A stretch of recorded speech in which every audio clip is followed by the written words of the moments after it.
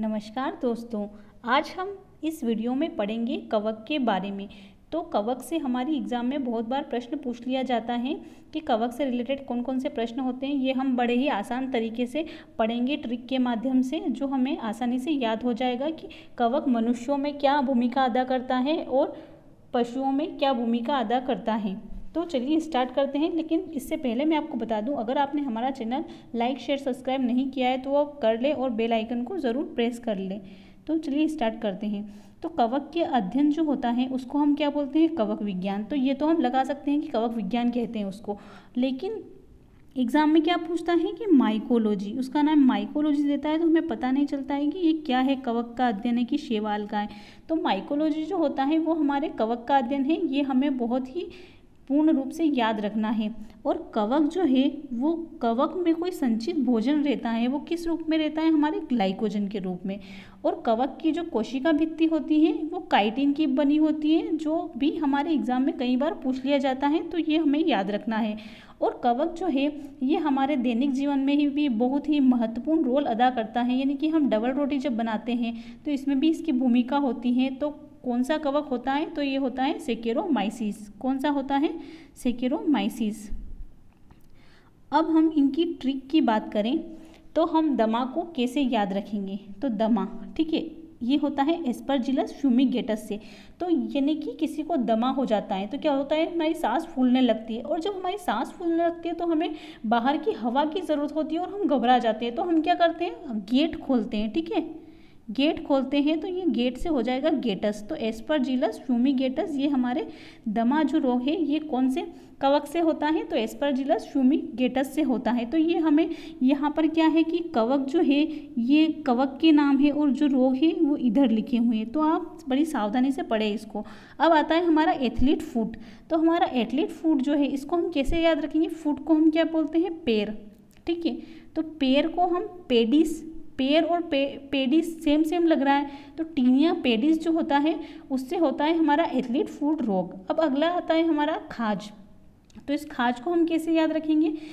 ये होता है एकेरस स्केबिस से।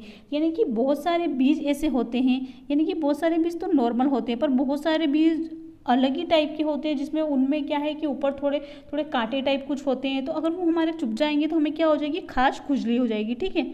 खाज और खुजली ये एक ही है, तो हमें खाज खुजली हो जाएगी। तो किससे हो जाएगी? एकेरस स्केबिस से। अब अगला हमारा आता है गंजापन। तो गंजापन किससे होता है? टीनिया कैपिटिस से। तो इसको हम ऐसे ही याद रखेंगे, जब बेचारा कोई अपने बाल कटवा लेता है, ठीक है, तो उसको क्या करना पड़ता है? केप लगानी पड़ती है, ठीक है, केप लगानी पड़ती है। तो गंजापन किससे होता है? Tinea capitis. तो हमको याद रखना है कि एथलीट फुट और गंजापन दोनों ही टीनिया है, लेकिन इन दोनों में हमको कन्फ्यूज़न हो तो कैसे इसको सही करेंगे कि फुट मतलब पैर, पैर से हो जाता है पेडिस और गंजापन से कैपेटिस हो जाएगा, यानी कि केप, ठीक है। अब आता है हमारा दाद।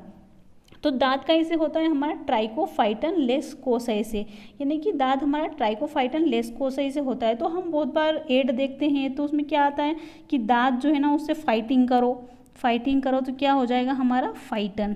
तो ये दाद का हो जाएगा। तो ये जो चारों पांचों दे रखे हैं तो इससे एग्ज़ाम में बहुत बार प्रश्न पूछ लिए जाते हैं, तो हम कंफ्यूज हो जाते हैं। तो ये हमें बहुत ही अच्छे तरीके से याद रखना है ताकि हम इसको भूलें ना, और आप इसको रिवाइज भी कर सकते हैं एक बार वीडियो को, तो आपको अच्छे से याद हो जाएगा। अब हमारा अगला तथ्य जो आता है वो आता है गन्ने का लाल अपक्षय। वो तो थे मनुष्यों में होने वाले रोग, अब ये जो होंगे ये पौधों में होने वाले। तो गन्ने का लाल अपक्षय रोग किससे होता है? कोलेटोट्राइकम फेल्केटम से, ठीक है। तो ये कैसे होता है कि हम इसको ऐसे ही याद रखेंगे कि जो हमारा गन्ना जो होता है वो वैसे तो कैसा होता है? ग्रीन होता है, यानी कि हरा होता है, ठीक है।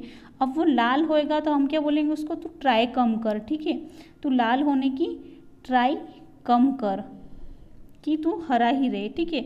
तो गन्ने का लाल अपक्षय रोग कोलेटोट्राइकम फेल्केटम से हो जाता है। अब हम सबसे जो अधिक हानि होती है ये रस्ट और स्मट से होती है, यानी कि ये कवक की होते हैं रस्ट और स्मट। तो इससे हमारे पेड़ पौधों को हानि होती है। और सरसों का सफ़ेद रस्ट जो होता है ना, ये भी हमारे कवक से होता है। तो ये वाली चीज़ें जो दे रखी है हमने 8-10, तो आप इसको बहुत ही अच्छे से याद कर लें, क्योंकि ये एग्ज़ाम में 100% पूछे ही जाते हैं। तो सरसों का सफ़ेद रस्ट होता है और एक गेहूं का ढीला स्मट होता है, ठीक है। ये वैसे तो सरसों हमारे कैसी रंग की रहती है, येलो कलर की, पीले कलर की रहती है, लेकिन वो सफ़ेद हो जाती है तो उसमें रोग हो जाता है। तो सरसों का सफ़ेद रस्ट और गेहूं का ढीला स्मट, और इसके बाद गेहूं का किट्टू रोग और आलू की अंगमारी, ठीक है। और गन्ने का लाल अपक्षय रोग, ये भी हमारे कवक से होता है। और बहुत बार पूछ लिया जाता है कि मूंगफली का टिक्का रोग किससे होता है, तो ये भी हमारे कवक से होता है। और बहुत बार ये भी पूछ लिया जाता है कि मूंगफली में कौन सा रोग होता है, कि ये रस्ट वाला होता है, कि ढीला स्मट होता है, या फिर अंगमारी होती है, कि टिक्का रोग होता है। तो हम क्या करते हैं, हम मूँगफली की टिकिया बनाते हैं, ठीक है।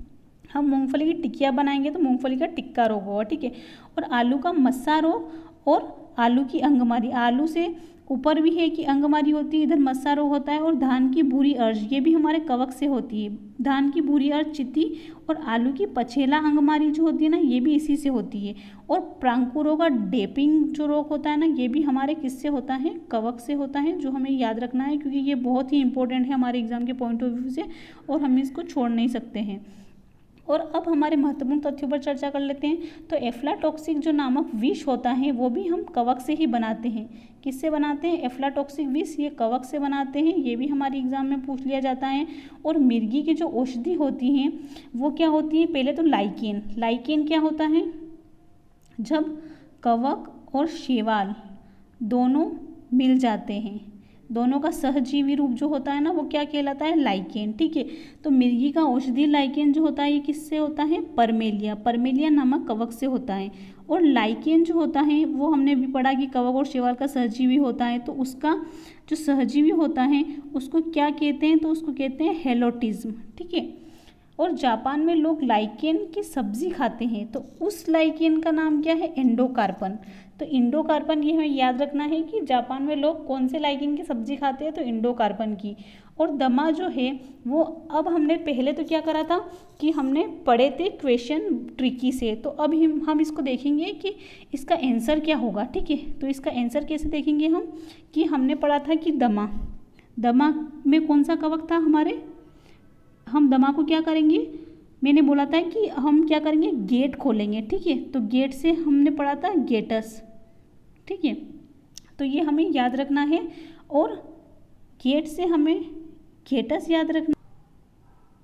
तो हमारे दमे के लिए हमने याद रखा था गेटस, यानी कि फ्यूमीगेटस। क्या याद रखा था हमने, फ्यूमीगेटस हमने याद रखा था।